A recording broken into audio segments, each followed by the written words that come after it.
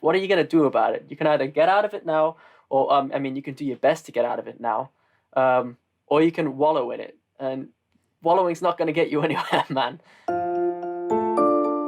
Welcome to Creative Insanity.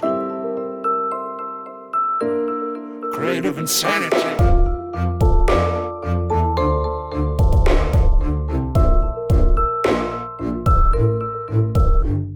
Hey, my name is Servant. I'm a rap artist, producer, and other things from Alberta, Canada, and today my guest is Ben Wallace from the United Kingdom. Ben is a professional marketer, an aspiring comedian, and an all-around creative guy. Not only is he an excellent bloke, to adopt a word from his backward country, he's also a legit good guy and a good friend. This episode is a really solid conversation that starts off with his trials with chronic fatigue syndrome when he was in university to where he is now working full-time for Michaela and Jordan Peterson, two very influential podcasters to say the least. And true to the Peterson insistence of purpose and meaning, we dive into what it means to live your life in service to an overarching aim. Thank you for tuning in today. If you enjoy this podcast, please consider leaving a positive review on YouTube, Apple Podcasts, Stitcher, or wherever you happen to listen. It's a great way to show gratitude for this free content. It's very encouraging to me, and it helps to introduce my podcast to other listeners. Now, without further ado, let's slap into it.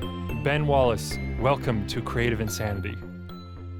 I'm very excited to be here. Thank you so much for having me. Yeah, no, thank you. And thank you for having me on your podcast, Ben's Learning Lounge, which as of this recording, the episode hasn't come out yet, but we had such a good time. I had to get you on my podcast. So I appreciate that. I know, I felt like that podcast could have gone on for many, many hours. I mean, we were lucky to cut it off when we did. Yeah, well, we did, and then we kept talking, which is something I often do with my guests a little bit, but we definitely went on, and I'm glad we scheduled this. You have a very interesting story, and what you do is very interesting, and I don't know which you'd like to start with, but I'm really interested in diving into your story as someone who struggled with chronic fatigue syndrome, because that is a monolithic, challenging thing, and I want to know more about that and the role that it played in you developing your creativity and all that. I probably phrased that poorly, but I just want you to jump in. All right, so how did it start? No worries. Bloody hell, that's a good question. So, to start off, I mean, I've always been quite a creative lad. I mean, I've always been into my my arts and primarily things like drama. I've always dig things like drama and poetry and all that type of thing. And it became a little bit more stifled. And we can go into more of the past Sure. in the future. Yes. But I sort of encountered an issue perhaps maybe around 4 years ago. I was in my first year of university. Everything was going peachy as far as I felt. I wasn't particularly stressed or anything like that. I was actually really enjoying myself. It was Lancaster University, a brilliant university. I'd highly recommend it. And unfortunately, as simple as this, I mean, I was on the way to the Lake District because I remember the specific day. I believe it was December the 3rd, 2016, when I was on the way to the Lake District, which is sort of a beautiful nature reserve place in the north of the UK with some friends. And when I woke up that day, I just felt immensely tired, like ridiculously tired. And I remember thinking, oh, this is strange. Have I, come down with the flu or something? I didn't want to overthink it. I thought I'll have a sleep on the train and then I'll feel better. So I was with my friends, and as I got onto the train, I was already beginning to have like migraines. I felt dizzy, just not right at all, and not in a way that I have felt before. It was like it's like my bones felt heavy, my mind felt heavy. I was struggling to have a straight thought. And you might be thinking, well, how come you're still going on this trip? But I thought, I've never had something like this before. Perhaps it's just a spell, it'll pass. Yeah, maybe you'll get over it quickly, or it's COVID. Yeah. You never know what it was. Yeah, COVID before COVID was cool. Yeah. And it carried on. And I remember sleeping on that train, and I woke up and I felt probably worse than I did beforehand. And it's strange to sort of explain, but it just didn't go away. Like each day it carried on, and in fact it got worse after about a month, and I was panicking about it. I saw doctors about it. I think I saw, in the span of about 6 months, I saw about 8 doctors. Wow. Different doctors, because they don't listen when you say you're tired. You know, they think we'll get your blood work checked. I had my blood work checked on 4 different occasions, and nothing flagged up as a problem. Um, they recommended that I slept more and I was less stressed. So I thought that's brilliant advice. I Oh, never thought of that before. yeah, no, Um, so it was just problem after problem. Like I said, I had incredible dizzy spells. It's kind of a little bit like, and I've described it in a blog before, of if you imagine you've got this sort of huge weight pressing down on your head, and a little bit like those, like kind of Tom and Jerry cartoons when I remember seeing before, like Tom would have like matchsticks in his eyes, holding them up as they're trying to oh, close. yeah, yeah, Yeah, yeah, that bit of the cartoon I felt is a very very good explanation of what chronic fatigue syndrome feels like, and what a lot of people don't know is how connected it is to other parts. I mean, as I brought up before, you get things like migraines, you get post-exertional malaise, which means you can do just a little bit of exercise and it can take you out for about 4 days, which happened to me. I wow. felt I often had to sleep for like 18 hours a day sometimes, which is, I mean, it's not human. Yeah, it's excessive. That's a lot. Yes, yes. And then not being taken seriously by doctors was a thing on top of that too. So as you can imagine as well, it's horrible for anybody to go through something like that. But when you already know that you're quite a creative individual, you feel like you've got a lot of potential. You've began off in life at 18. You're at university. I mean, a lot of people who get this condition are actually middle-aged women. That's sort of a very common Hmm, age for people to get it, like postmenopausal type of thing. interesting. So to have it at the age I did felt very isolating and scary, to say the least. So it was certainly been quite an adventure, my university experience, over that the next 3 years. Yeah, what a challenge. That's a challenge that I don't think a lot of people get the experience of having, certainly not so young. I get that as people get older, we experience more tragedy in life. Like the older you get, the more crap you see, and you're like, wow, I sure have it good. Or you get your knees cut out from under you. Like it happens to people. But to be so young and to have to deal with something so massive, even just from a time standpoint, like forget about the side symptoms, just how much less time you have to engage with life, Yes, to get your work done, to pursue your studies. But yet you did your program at Lancaster. What were you studying? I studied marketing and advertising, and I had a minor in English language and media studies. So it was Right. certainly quite the field. Yeah, you make a good point there about the limited amount of time, because you have a couple of options, and I notice in a lot of threads, a lot of people like to self-victimize themselves, and I understand why. I mean, bloody hell, if when you're in that circumstance, and as you mentioned, you kind of feel everything against you, and you have your knees kicked underneath you, um, you certainly are going to feel rather like the world is, you know, not doing you the best. You've been given a Hmm. bad hand, and you just want to shake your fist up at the sky.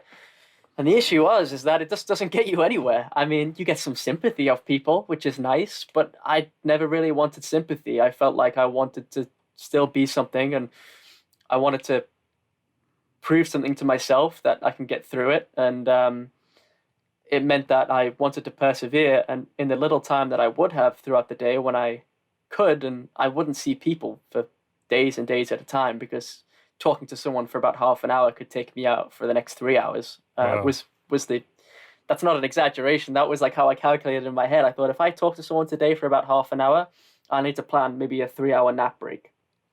Wow. So Yeah.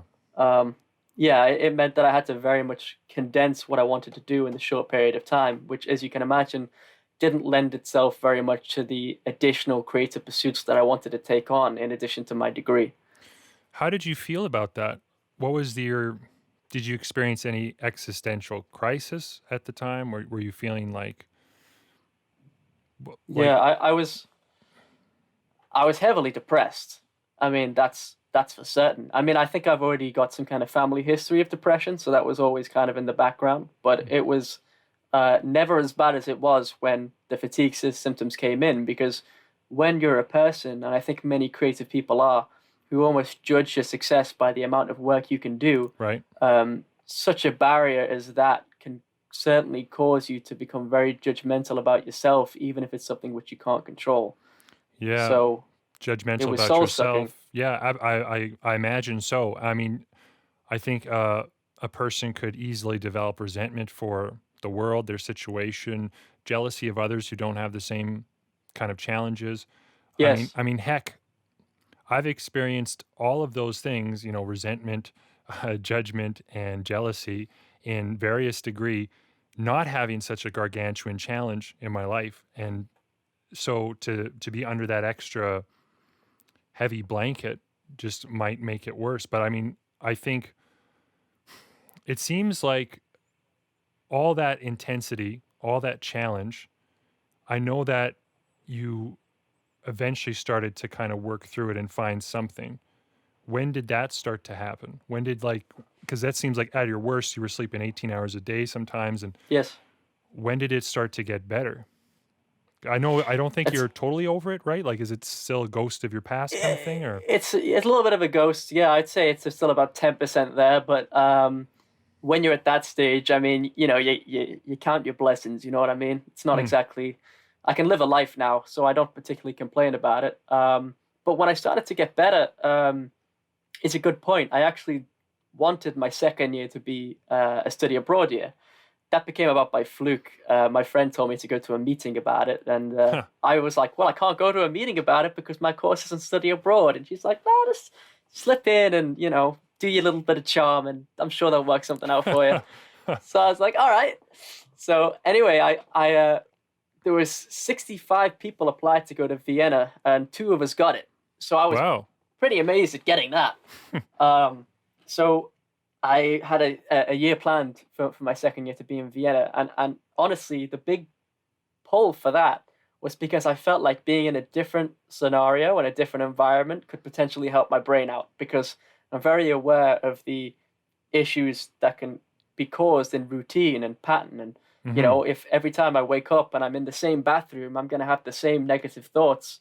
I'm going in the same bed, I'm going in the same circles in my head. So it I felt like that was going to be a big help for me, and bloody hell, it was a big help for Oh, me. good. Like the power the brain has to help itself when you give it just a little bit of what it needs. Like when I was with supportive people and I was in a new environment and it was beautiful and it was sunny. I mean, Jesus Christ, anyone in the UK knows. I mean, to be fair, you live in Alberta, so I'm sure you know Yeah. too. But Well, actually, Alberta gets quite a bit of sunshine. We just get a lot of winter, and like we get a lot of everything. I don't know. I guess it depends where in Alberta, but yeah, I get a lot of snow. We get rain, we get storms, we get everything. But on like per capita, we get more sunlight than like our neighbors in British oh, Columbia. gotcha. British Columbia is probably more analogous to the UK, particularly in like Vancouver area. There's a lot of rain there Right. and clouds. And I did live there for a couple of years, and I remember just being perplexed at the lack of sun. But Yes. Vienna has lots of sun, right? Oh, Vienna was beautiful for it. Yeah, I mean, just to give perspective, I live in the most rainiest part of the UK, and my university was in the second most rainiest part of the UK. So, like Yeah. anything was better than that. Um, so surrounding myself with great people and sun and there was new opportunity as well. I mean, I met people who kind of wanted, I had little business opportunities with them that we would work on together. And I started working in a kindergarten in Austria that was only part time. I only had to do 8 hours a week, and Hmm. they paid pretty well over there. I had no experience teaching, but because I was from England, they thought that to be quite a prestige. So I didn't want to tell them I'm from the north and that my accent isn't exactly the most classic. I don't want to give that away.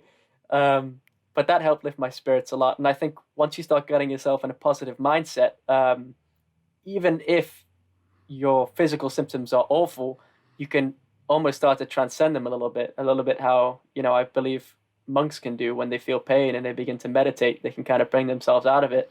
I think it helped brought me out of it a lot. And it was from that I began to improve and get a lot better and started working out again. Um, but it still took me another couple of years until that really started to pay off. And now it's like I don't need to nap or anything. I sleep at night. So I'm doing all right for myself.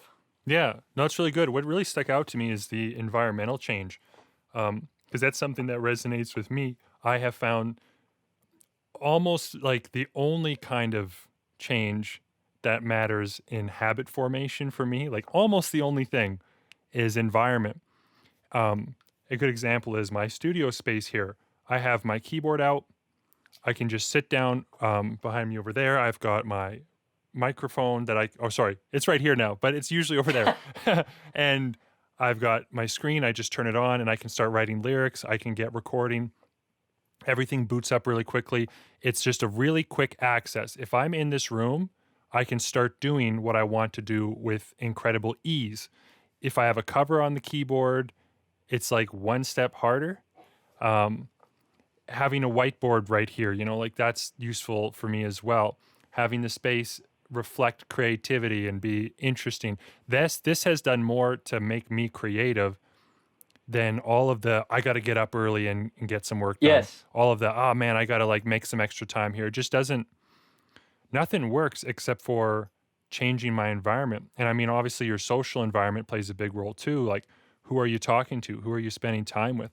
For me, I've got a rule that I really only talk to people that I admire to. Like, not like I'm not being like, no, I'm not talking to you, but I mean like I really only engage with friendship with people that I admire.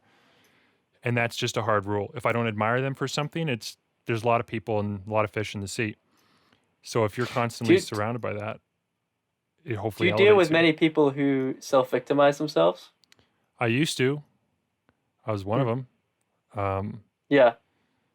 Well, I think a lot of teenagers, for instance, have that proclivity because life is hard when you're a teenager. You don't know anything. And victim status is a way to get sympathy. And it was for me too, the suffering artist is a bit of a trope or a cliche, right? But it's a way you can get sympathy, because if nobody likes your art, I mean, maybe they could still feel sorry for you, and that's something. I don't know. What about yourself? No, I think that's a good point. I mean, people are always happy to like stuff out of pity. I mean, our mums are always going to be there, right? Yeah, no, I did used to hang around with people like that, but I didn't realize I was hanging around with people like that until I started to drop them. Huh. Because it really is like that metaphor. What is it about being like crabs in a bucket? They kind of pull each other down, Yeah. right, back into the bucket. Absolutely. Oh man, you just end up, you don't get anywhere because whenever you do something positive, they don't care about it. They want to talk about something else. Or, when you do something negative, they want to talk about what they've done that's been negative. And whenever you get an opportunity, I was always getting talked out of it. And, what would happen is we would end up in these circles where, let me give you a good example, actually.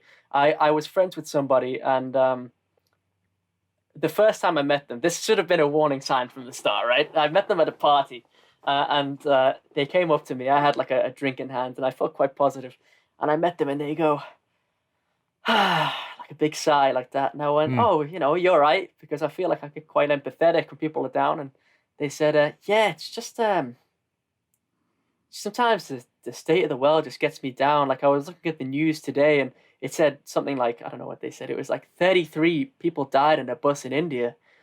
And I just wonder, like, how does the world manage to be like that? And then I started talking to them genuinely, saying like, well, obviously negative things happen, but we have to build up. And then they started talking me down, like, yeah, but you don't know all the problems in the world, and there's so many negative things. And, and I started thinking, well, yeah, they've got a point. I suppose I don't know everything. And, I started talking to them more, and I was 17. I didn't know the red flags. And before I knew it, I became like a negative Nancy, and everything's bad. And this, why do anything? Because there's no positivity in the world. And it just wasn't a good space. And I'm glad that I kind of snapped out of that and realized, right, okay, this person isn't the best for me.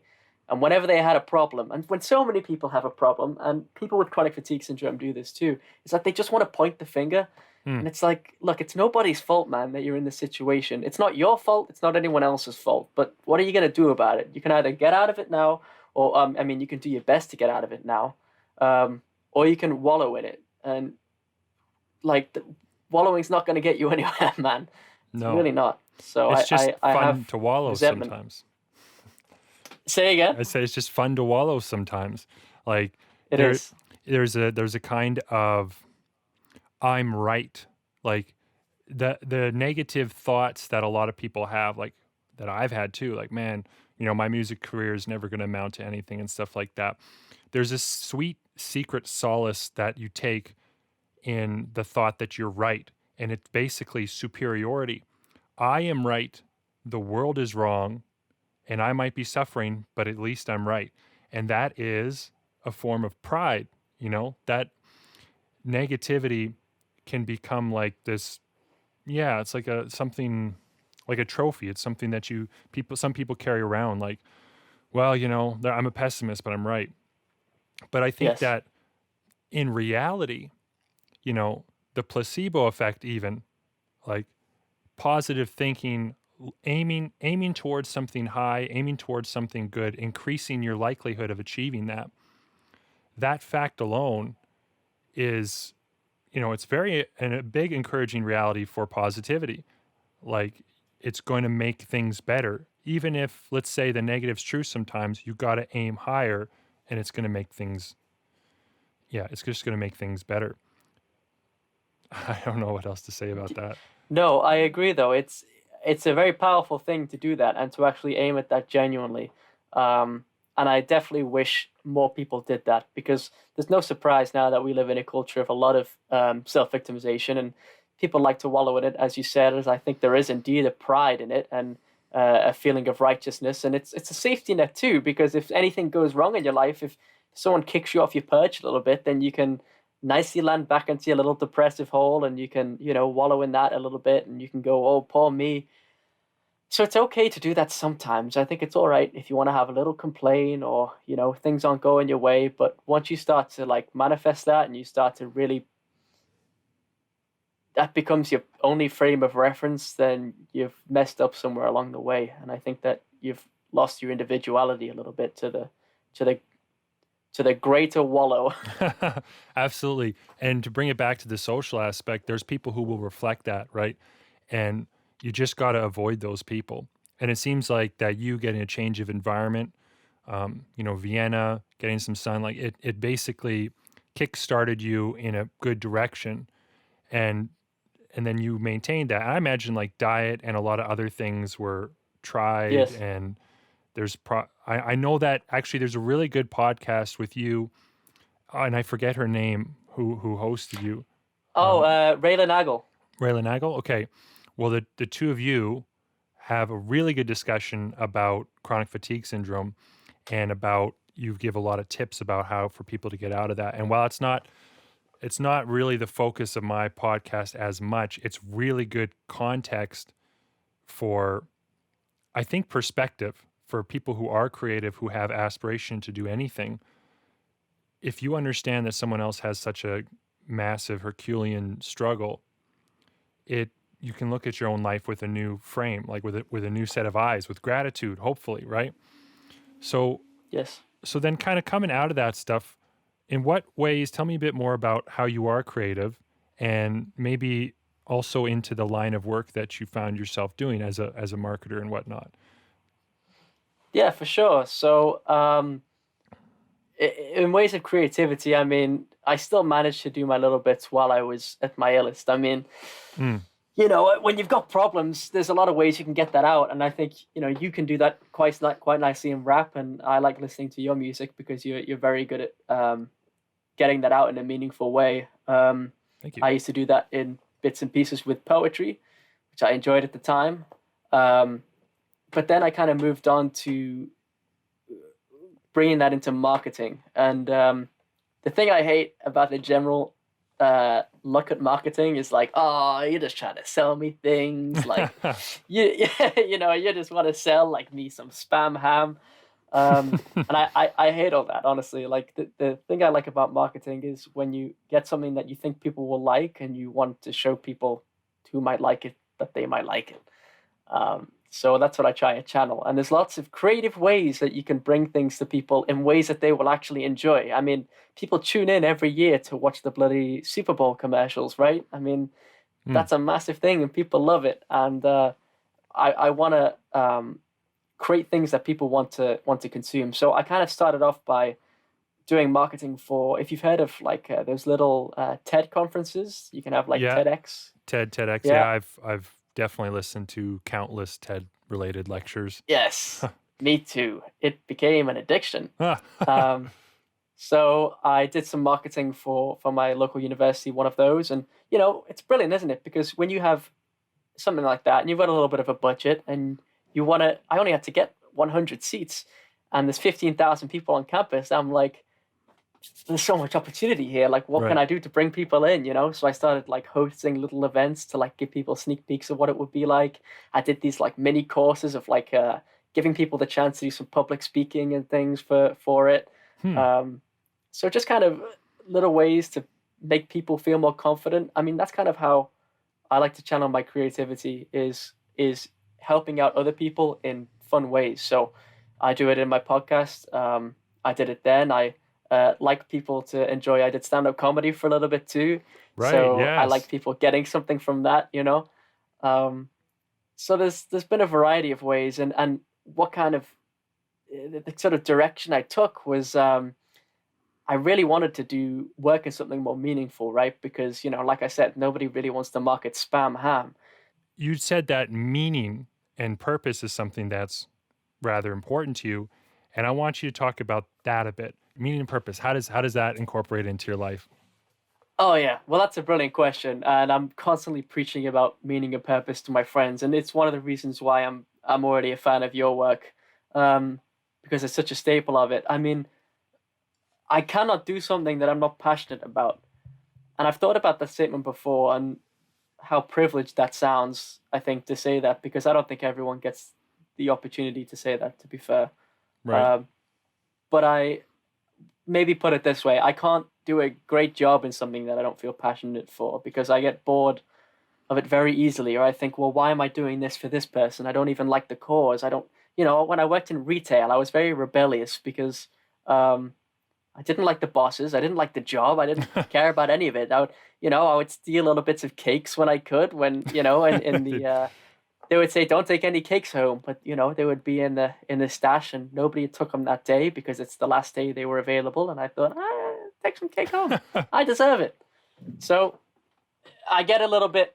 I think I get a little bit agitated when it's something I don't care about, um, and that's very much moved my direction because I've always known that I'm gonna either be an entrepreneur or work for someone who's in a cause that I very much appreciate. And I really don't know how people do it, Spencer. I'm wondering what you think, but um, do you think you could like honestly work for like Adidas and believe in the cause, for example? No.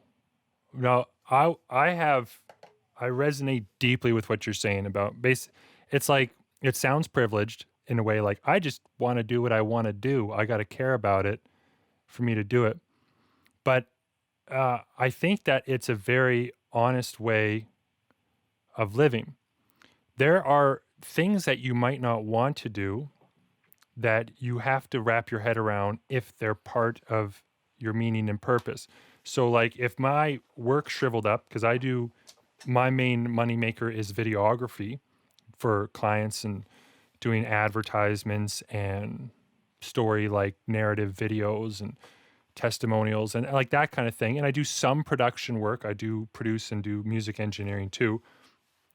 But if all that dried up and I had to get a job at the pulp mill or something like that, I think that I would have a really hard time. But the only thing that would pull me through is reminding myself that I'm providing for my family. Like what I'm doing, this is what I got to do right now. Even though I want to be artsy fartsy with all my time, I've got to get the grit under my nails and do something to put food on the table for my kids so that it's engaging with purpose, you know? And I think that when you are young, working retail, I worked retail as well. I felt the same way. I worked at a bookstore and I love talking to people about books.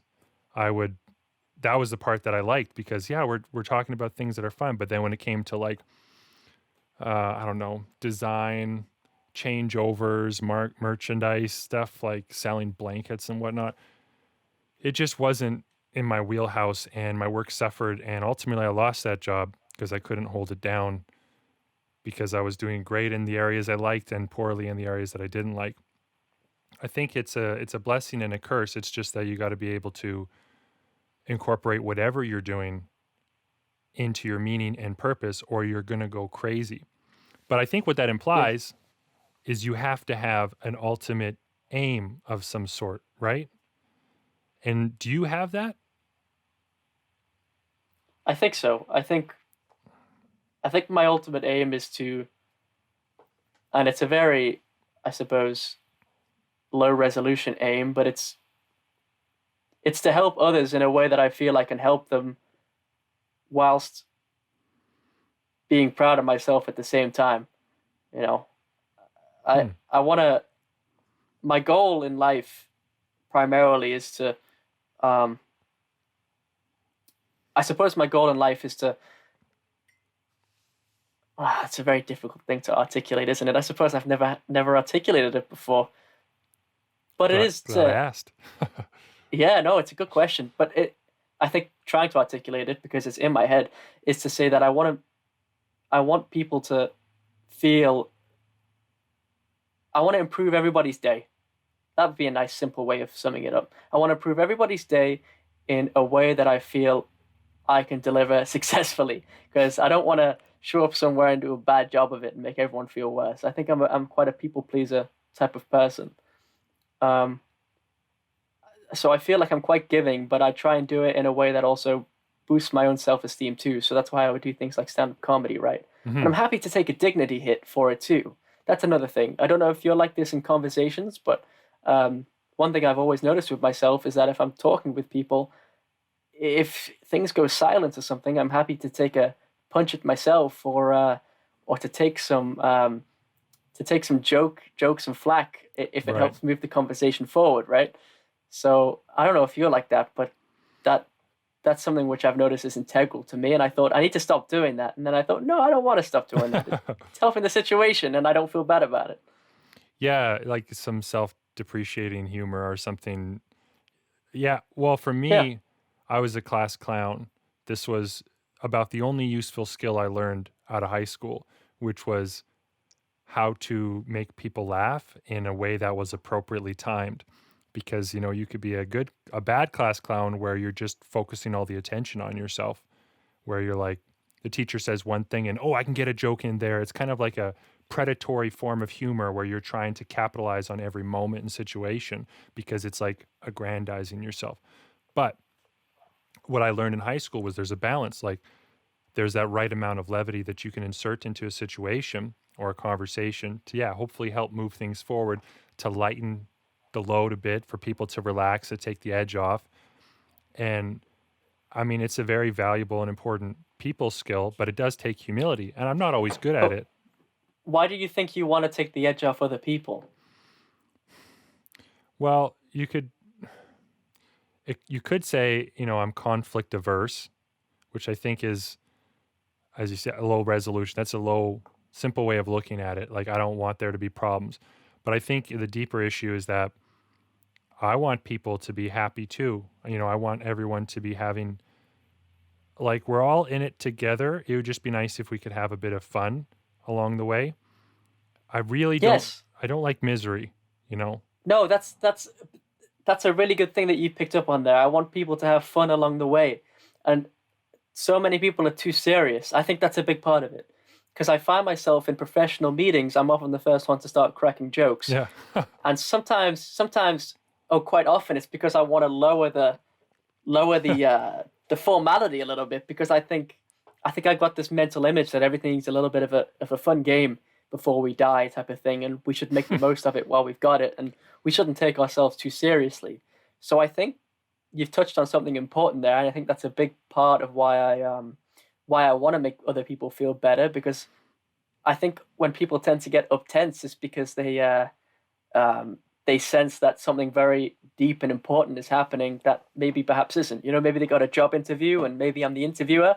Right. So, when that's been the case, I've often tried to lower the formality a little bit. And I think I just want people to chill out and realize that everything's fun and games until we die. And that's not making light of people's struggles, by the way. I think we all have real struggles, but I think there's a lot of things around those struggles that don't need to be taken as seriously as they are. Yeah, and humor is a very important coping mechanism too for those most intense things that we do deal with. I think about, I don't know, nurses often are very well known for having a black sense of humor because you just got it. When you see that much suffering, you got to be able to get a bit of a laugh because somebody's struggling with their catheter or something. You know what I mean? Like you've got to be able to make some light of the situation. And obviously there's certain social graces you don't want to violate, but you also got to be willing to sometimes, yeah, lighten the load. And I think that's really interesting that we have that in common because your approach, professionally as a marketer, as somebody who works with big brands, I guess, for lack of a better word, like doing some important work, that's something that I never thought that I could do when I've done marketing related stuff. And it seems like I just can't do it for very long either. Like I can make good videos that are meaningful and my clients are starting to figure that out. When I do work, it's because I believe that what they're doing is important. I'm getting to do a big documentary thing for a mental health related project in my province. Oh, exciting. Yeah. I don't know when I can announce that, but I'm sure by the time this episode comes out, the tip off won't be that big of a deal. But like stuff like that just fires me up because I guess I don't like misery. I don't want people to suffer senselessly. And talking about Jordan Peterson, I think it's the last rule in his newest book, maybe not the last one, but about having gratitude in suffering. Mm-hmm. And intrinsically in thankfulness, I feel like if you had to put an emotion to it, it would be like joy, because you're really grateful for the things going on. And so to have gratitude even in your suffering is almost like having joy in your suffering. And I can't think of a better way to do that, but to help lighten someone else's load, to make them laugh or to entertain them in some way. Yeah, it deeply touches on the meaning of my life and what I'm trying to do too. Yeah. Yeah, no, I agree. I think lightening someone else's load. Actually, here's a thing which I think is worth going down, which I've kind of had inner debates with myself. I wonder how egotistical it is when you want to help out other people because it's going to give yourself a bit of a self-esteem boost, right? I've thought about that before, and then I think, well, it depends how much attention you want for it, I suppose. Right. And if you're the type of person who actually goes out the way and gives, maybe you donate to charity or you give homeless people money or you message someone late at night and you have calls with them for maybe like 4 hours when they're going through a depressive episode. When you've done things like that, I think it's okay to feel confident that you're doing it for the fact that you want to help people and not that you want attention for it. And that was always a bit of a conflict with me because I thought, well, I like doing things that involve the stage and I like acting. So does that just mean that I just want the eyes on me all the time? And then I realized, well, no, the thing about the stage is it's probably the most effective way to give the most amount of people a bit of pleasure rather than, right.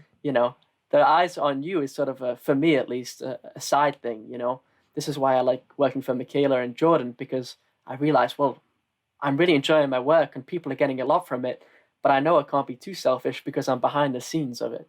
Yeah. So I don't know whether that's maybe something that you've had concerns with or thoughts of before about how selfish or selfless it is to help other people. No, I've thought about that too. There's a rapper who I used to follow who I won't mention by name, but they're really well known. And they had posted a video of them making these cardboard boxes with which they give to charity. And it was about like what they do so that when people knock on their door in LA or something like that who are homeless and they're driving through, instead of giving money, they would give like these care packages. So this seems like a really nice thing, right? Like in principle, that is a great thing to do. But there's some part of my gut that twists a little bit in seeing it on his own Instagram feed promoting this selfless act, because suddenly it's tainted by an attention seeking thing too. It's as if he's pretending he's not aware that him sharing this thing isn't going to have some kind of viral element. And I could see him maybe justifying it and saying, well, if I show that this sort of thing happens, more people are likely to see it because it might go viral and it might inspire some real change in the world. So maybe I need to get over myself and, showcase what I'm doing. And that's an argument that is tough for me to kind of reconcile with. But I think ultimately it wouldn't sit well with my conscience to advertise when I'm doing good. And it's a real balance to have when I'm so vulnerable in my work, for instance, as a rapper. Like when I can sometimes put out stuff that is, it's the balance is like I'm willing to show my flaws and I'm willing to show my struggles, but I'm not looking to publicly celebrate my strengths, if that makes sense. That's up for everybody else if they want to do that, and that's fine, but it's not my role. I also think of I don't remember where in the Bible, but about praying somewhere like you're supposed to, they talk about don't be like the person who prays weeping and wailing and like making a big scene of it. It's like better just like go in your room and shut up. Like, paraphrasing, but it's like go do it quietly, all right? It's between you and God. It's a virtue to that. Yeah, and so I feel like that virtue's kind of gone out the window in modern society because everyone's so much trying to just get attention for doing good things. So, but you can often. So yeah. I don't mean to cut you off, but I think what's good is I think for most of us it's quite see-through. And as you mentioned with that specific individual that you've seen, I'm not trying to say that they are just doing it for attention, but I would be amiss if I was saying I didn't think that was playing a role. But I knew people at my university and on my marketing course, and you can imagine there are a lot of sharky people on a marketing course, and they have these sort of fake smiles, and we learn about this. You've heard about like elevator pitches, right? Yeah. And about like if you're in an elevator with someone, what would you say? I hate that exercise, and not because I don't think it's good to have a summary of yourself, but if the situation they put you in is like, okay, imagine you're in an elevator with someone important. You have 1 minute with them, go. It's like, well, I don't want to be like, hi, I'm Ben. I do this for a living. Would you like to know what, like, I would want to treat them like a human and be like, hey, how's it going? Yeah. I don't want to start trying to bring myself into their lives or always wanting favors of people. Everyone's very sharky sometimes. Well, not everyone, but I know a lot of sharky people. It's true, yeah. And I think that if you've got a little bit of an emotional intelligence, you can see through that quite easily. And, you can tell when they shake your hand, how really genuine they are in how they want to meet you. So, that's always been something which has bothered me. Well, I think the creative fields too have an influx of people who are often after it for self-aggrandizement. They're often after it for attention, for status, even money. Even though, like, statistically, making money from creative endeavors is like 0 to nil. It's like not going to happen for most everybody, but it can. Like, it's so hard to make money from being creative, even if you're extremely talented, even if you're well networked, even if you have all the pluses to your account, it's still a challenge. That said, people will still look at the top earners in creative industries, and that'll be inspiration. I think that I've started to get a bit of a radar when it comes to interacting with people in the industry who are kind of in it for self-gain, and then people who are in it for, to lighten the load, right? Like people who are trying to genuinely use their artistic endeavors to help people, to make a difference in the world. And it's often those people that struggle so much with marketing because no one's going to know if you exist unless you actually are out there doing stuff. And so how do you present your best qualities that will be of interest to people in a way that doesn't feel like you're the one weeping and wailing in the church to get Right. attention for yourself. Right. Yeah, it's very true. I thank I thank whichever God there is out there that I have some extroversion and charm to me, because otherwise I'd be screwed. I mean, so many people are introverted, right? Like introverted creative people, it's not easy for them to get out there in the world, because I think introverted creative people have some of the best things to offer, because they can be very good at isolating themselves and just sitting down and getting on with their work in a lot of cases. But then they're not very good at pushing that work out there. But on the other end, I think that there's a lot of creative people who perhaps aren't particularly good in their field, but they're very good at pushing that Yeah. work. Yeah. You know, you just get like, how would you describe it? Shit covered in sprinkles put in your face, you know? So it's difficult for those introverted people. And I don't know, I wouldn't know what's best to do to help them. But I'm glad I'm not one, thank God. Yeah.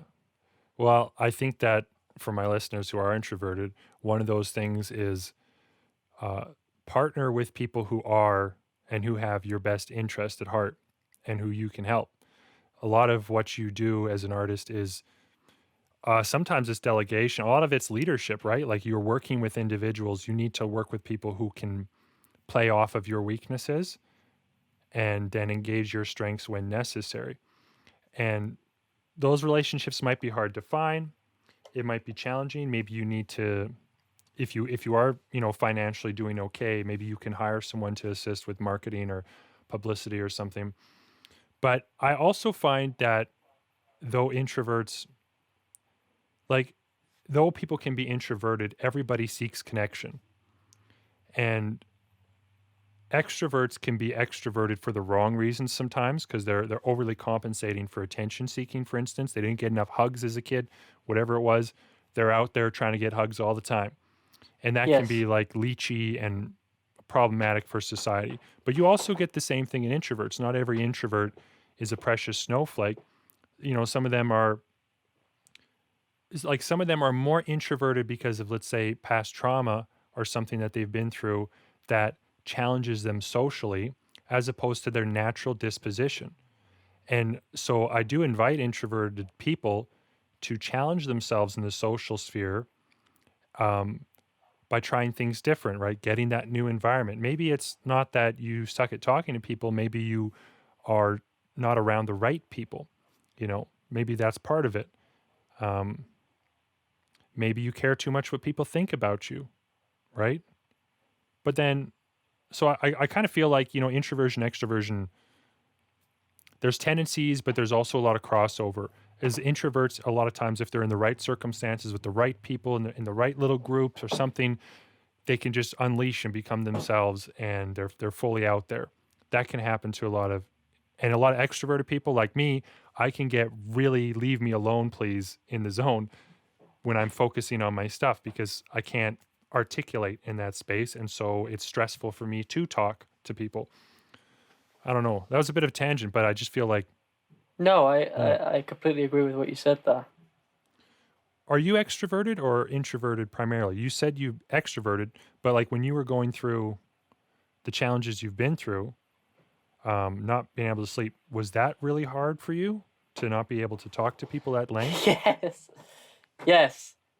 Imagine being in a circumstance where you're really extroverted, yet talking to people exhausts you. It's like people say introverted people are the ones that get exhausted by social connection. But imagine if you're an extroverted person who gets exhausted by social connection. It's like, what have I done to be forsaken? It's a really strange mixture. And it was difficult. You learn patience pretty quickly. But I really I don't know whether it's possible for an extroverted person to you can learn tenets of introversion, but I could never become introverted. I was still wanting to meet people and talk with people. I was happy to schedule those long naps if it meant I could hang out with someone for a bit. I would still go for nights out.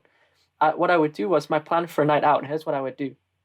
I would probably wake up about like 1 p.m. that day. I would do my work for a couple of hours and feel pretty terrible while I was doing it and constantly wanting to sleep. Then I would reward myself with a 3 hour nap for doing that, because that's two sleep cycles. I'd wake up still feeling pretty terrible, but once I had a coffee, I'd be I could talk better. Then I would go outside and get some fresh air. I'd go for a walk on my own. That would help. And then I felt ready enough to go for a night out with some friends. And then I would be always the first one who wanted to go home too. So, Right. but I managed to fit it in. But imagine, like, you're basing your life around just being able to have that little bit of social interaction because, despite it physically and mentally exhausting you, it emotionally empowers you. So it was a really strange circumstance, I have to say. Do you think that the challenge of that for so long has given you new appreciation or gratitude for your health now, like your ability to have these conversations more frequently? Yes, I'm always reflecting on it, like looking back to where I was. There was one time I almost cried. I was so happy because I looked back and I was like, I've come so far from since where I was then. It's insane.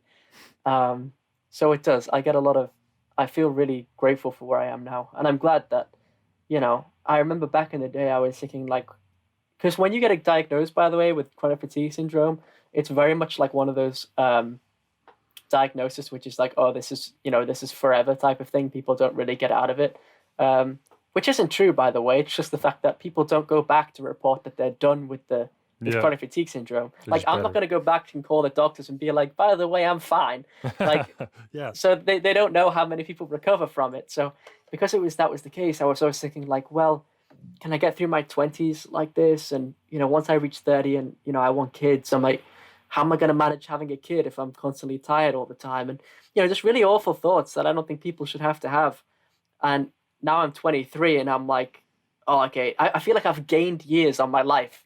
Mm. So Well, it helps. well, you have, right? In a way, like I think that appreciation and gratitude probably affects the tenor of the kinds of conversations you have too. You know, like I could just imagine you not wanting to shrug people off, and like it's like you really get to engage, like you're really here doing this thing. Um, and yeah, you said that I don't know if extroverted people could become introverted, and I think I kind of agree with that because in my own experience, even if I have a day off to myself, family's taken care of, they're doing something, and all right, day to get some work done, me in the studio. Yeah, this is gonna be great. I will have like a 3 hour burst, like where I can like get in the zone and kick some ass and do something meaningful that I really like.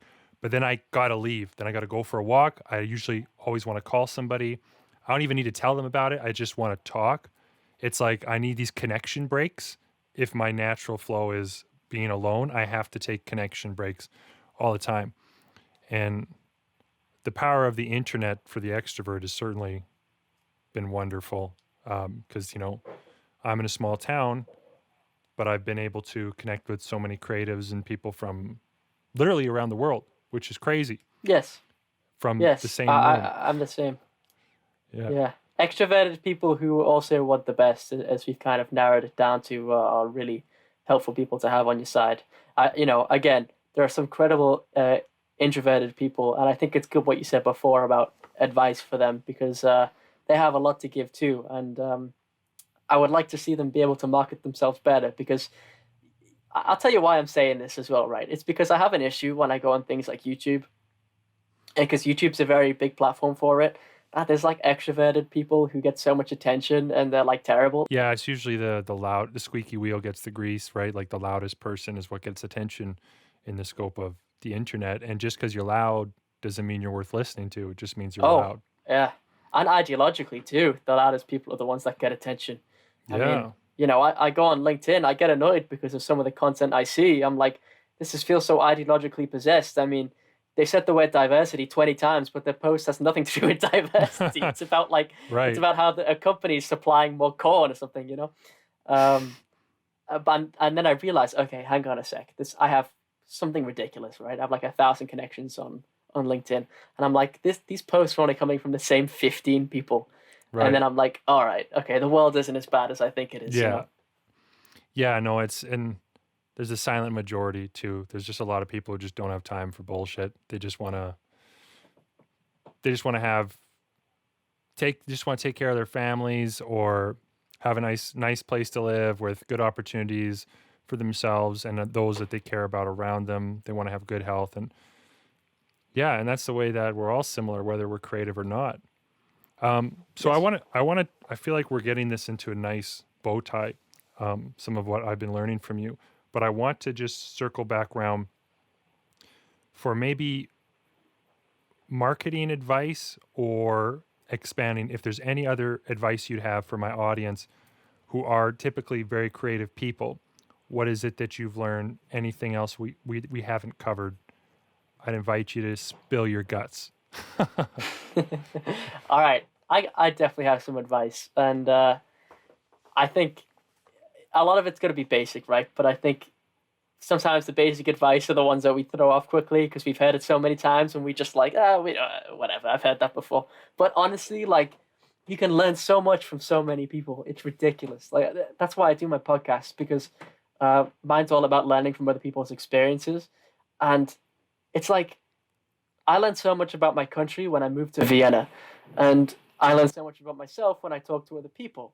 And it's a bit of a yin and a yang situation where you learn a lot about where you come from and who you are by experiencing other people and who they are, and you can form your opinions better. So, my advice to any creative person is that start talking with different types of people, and I swear to God, you'll begin to have like more and more creative bursts because you'll begin to understand yourself more, especially when you're in fields like, like you are in rap or poetry, or I suppose it expands to everywhere, but you can learn so much more about what you can give by talking to other people and visiting different places, because not because that place itself is inherently uh, great or the grass is greener, but because it makes you learn more about what you have.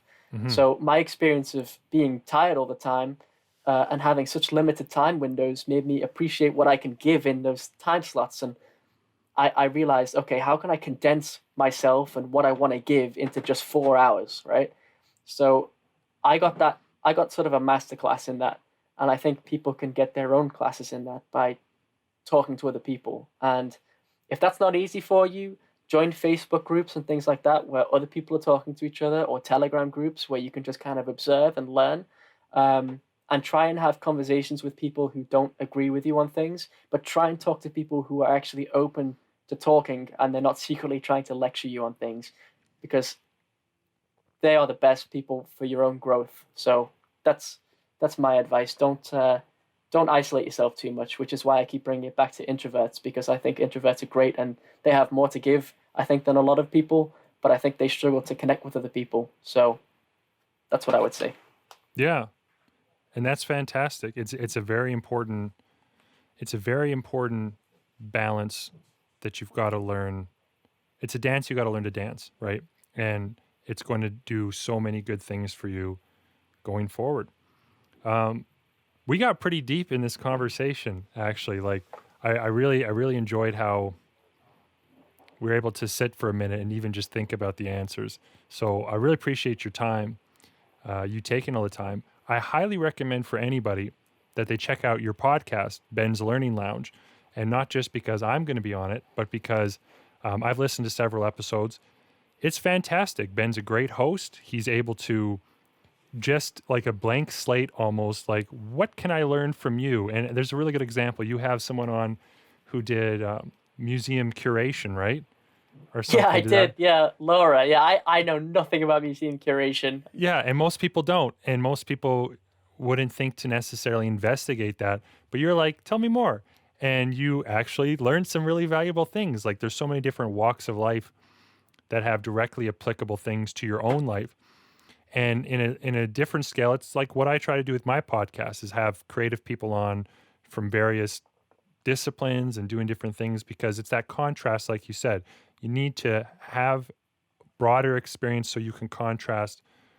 I like this, I don't like that, and you learn more about yourself, and then you can dive deeper too in your creative work. Yeah, well, it's been a pleasure. Where can people find you online, and where should they look? Yeah, well, first of all, I want to thank you as well, because it's a rare occasion when I'm the one getting interviewed. So it certainly put some new strain in different parts of my brain that aren't used to being strained before. So I feel like I've I've learned a bit about myself from the questions you've asked me. So where people can find me, I'm most active on my Instagram, which is at reallifeben.